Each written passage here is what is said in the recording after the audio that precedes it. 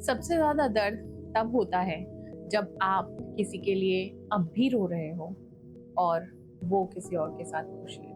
उसने तो move on कर लिया, लेकिन आप अभी भी वहीं उसी मोड़ पर खड़े हो जहां उसने छोड़ा था। हाय, मैं हूं मोनिका शर्मा और आज इस वीडियो में हम बात करेंगे how to heal when they moved on.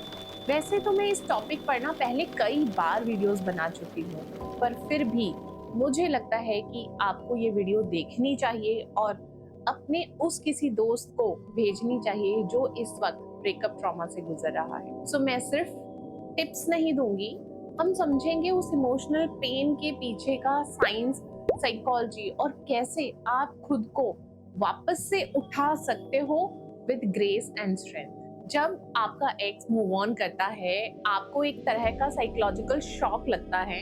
क्यों? क्योंकि हमारा जो ब्रेन है ना, अटैचमेंट से काम करता है और अटैचमेंट के पीछे का साइंस है डोपामिन लूप, ऑक्सीटोसिन बॉन्डिंग और इमोशनल फेमिलियरिटी।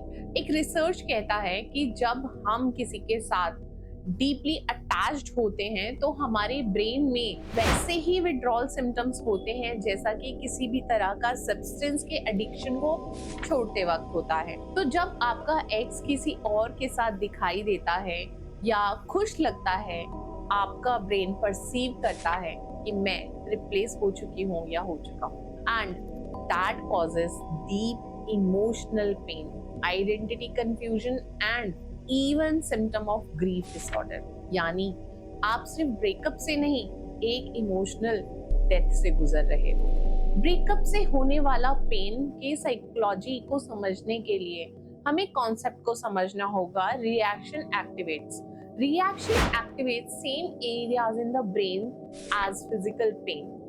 Yes, जब आपको इमोशनल रिजेक्शन मिलता है तो ब्रेन का इंटीरियर सिंगुलेट कॉर्टेक्स वही एक्टिवेट होता है जो फिजिकल पेन में होता है। इसलिए दर्द रियल होता है। मूव ऑन कर लो ये कहना बहुत आसान होता है, पर जब सामने वाला मूव ऑन कर जाता है और तब दिमाग में जो कंपैरिजन होता है, वो कैसे इतनी जल्दी निकल गया, मैं ही क्यों स्टक फील कर रही हूँ या कर रहा हूँ। बट रिमेम्बर, लोग अलग अलग तरीकों का इस्तेमाल करते हैं, अलग अलग प्रोसेसेस का इस्तेमाल करते हैं। कुछ लोग रीबॉन्डिंग में चले जाते हैं तो कुछ लोग इमोशंस को सप्रेस कर देते हैं। लेकिन आपका जो पेन है ना, अगर आप उसे कॉन्शियसली फील कर रहे हो, that's actually healthier in the long run. इसी से आता है हमारा next point. First step of healing is grief को परमिशन देना। अपने आप से ये कहना कि यस, मुझे दर्द हो रहा है और ये नॉर्मल है। एक थेरेप्यूटिक कॉन्सेप्ट होता है रेडिकल एक्सेप्टेंस, यानी हम चीजों को वैसे ही एक्सेप्ट कर लें जैसा कि वो है, बिना किसी जजमेंट के, बिना किसी बदलाव की कोशिश किए। आपका एक्स आगे बढ़ गया है, that is the fact, right? But ये फैक्ट आपकी सेल्फ वर्थ को डिफाइन नहीं करता है। और यही हमारा आता है नेक्स्ट स्टेप, ग्रीफ के 5 स्टेजेस, जिसमें पहला है denial, anger, bargaining, depression and then acceptance. और कभी कभी ये लीनियर नहीं होते हैं। आप कभी बार्गेनिंग में होते हो, फिर एंगर में, फिर डिप्रेशन में। हीलिंग ना बहुत मेसी होती है और स्लो भी होती है, but every tear, every moment of loneliness एक स्टेप होता है टुवर्ड्स होलनेस। तो अब बात करते हैं हीलिंग टूल्स की। पहला टूल है मेरी बकेट में, नो कॉन्टैक्ट रूल। जब ट्रिगर बंद होते हैं तभी हीलिंग शुरू होती है। नो कॉन्टैक्ट का मतलब सिर्फ किसी को ब्लॉक करना नहीं होता है, इसका मतलब है इमोशनल डिटॉक्स। जब भी आप उसकी इंस्टाग्राम स्टोरी देखते हो या व्हाट्सएप की डीपी चेंज होते हुए देखते हो, वो छोटी सी इमेज भी एक इमोशनल ट्रिगर बन जाती है। और वो हर बार जब दिमाग ट्रिगर होता है तो पुरानी मेमोरीज रिवाइव होनी शुरू हो जाती है और ब्रेन को लगता है जैसे वो इंसान अभी भी जरूरी है। दैट्स व्हाई साइकोलॉजिकल क्लोजर तभी आता है जब आप उस इमोशनल नॉइज को शट डाउन कर देते हो। तो अगर जरूरत लगे अनफॉलो करो, म्यूट करो, ब्लॉक भी कर दो। ये चाइल्डिश नहीं है, बहुत सारे लोग बोलते हैं बहुत चाइल्डिश है। ये सेल्फ रिस्पेक्ट और सेल्फ प्रोटेक्शन का एक्ट है। You are not punishing them, you are protecting your peace. So मेरे बकेट का दूसरा टूल है इमोशनल एक्सप्रेशन। जितना दबाओगे उतना अंदर टूटेगा।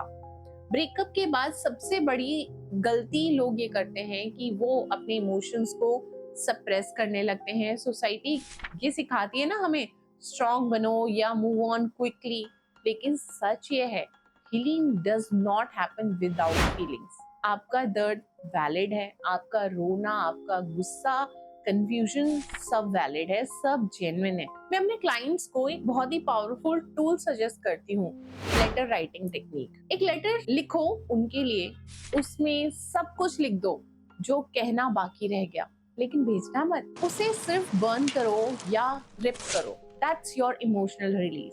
ऑल्सो जर्नल लिखना बहुत पावरफुल होता है। डेली लिखो, आज मुझे कैसा फील हो रहा है, मैं क्या सीख रही हूँ नया इस पेन से। एक्सप्रेस करो ताकि अंदर ना जो भी भरा हुआ है वो बाहर निकल जाए। मेरा थर्ड टूल है rebuild your routine and identity. Breakup के बाद सिर्फ एक इंसान नहीं छूटता, एक आइडेंटिटी भी चली जाती है। मैं उसका पार्टनर हूँ से लेकर मैं कौन हूँ उसके बिना, ये कंफ्यूजन स्टार्ट हो जाती है। तो आपको अपनी आइडेंटिटी को रीबिल्ड करना होगा। स्टार्ट स्मॉल, नए हैबिट्स बनाओ, जिम जाओ, योगा करो, मेडिटेशन करो या डांस क्लासेस लो। कुछ नया सीखो, एक कोर्स, एक हॉबी, एक इंटरेस्ट, क्योंकि साइंटिफिकली प्रूवन है जब आप नए एक्सपीरियंसेस में जाते हो आपका ब्रेन नए डोपामीन सर्किट्स बनाना शुरू कर देता है, और ये नए सर्किट्स पुराने इमोशनल डिपेंडेंसी को वीक करते जाते हैं। मतलब you are literally rewriting your brain to move on. मेरे बकेट का फोर्थ टूल है थेरेपी या सपोर्ट ग्रुप। अकेले चलोगे तो थक जाओगे, साथ चलोगे तो बदल जाओगे। ब्रेकअप हीलिंग एक इमोशनल ट्रॉमा है, और ट्रॉमा कभी भी सोलो हील नहीं होता।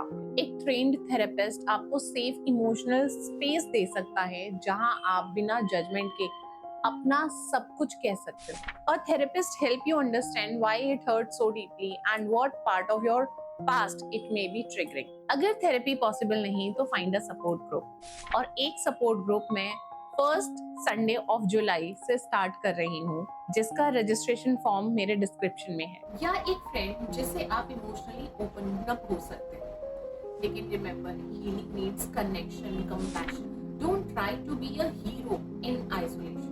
फिफ्थ टूल है रीफ्रेमिंग द स्टोरी। वो गया, लेकिन उसके जाने से आपने खुद को वापस पाया। बहुत लोग ब्रेकअप को टाइम वेस्ट समझते हैं, but that's a toxic narrative. आपका दर्द, आपके मोमेंट, आपकी इन्वेस्टमेंट सब कुछ वैलिड था।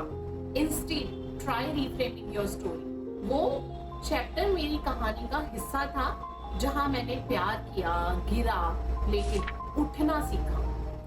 This was not just a breakup, it was an awakening, जहां आपने अपने अंदर के वर्जन को फील किया और अब आप नए वर्जन में ग्रो कर रहे हैं। So don't let this story define you, let it refine you. आप काफी टाइम तक उनकी आंखों में अपना फ्यूचर देखते थे, पर अब वक्त है उन आंखों से निकलकर अपनी इनर वर्ल्ड में देखने का। टाइम लगेगा, लेकिन आप ठीक हो जाओगे, और एक दिन जब आप पीछे मुड़कर देखोगे तो शायद आप शुक्र मनाओगे कि उन्होंने मूव ऑन कर लिया, क्योंकि उस दर्द ने आपको खुद से मिलाया। अगर आप इस वक्त किसी हार्ट ब्रेक से गुजर रहे हैं तो कमेंट में जरूर लिखो आई चूज टू हील।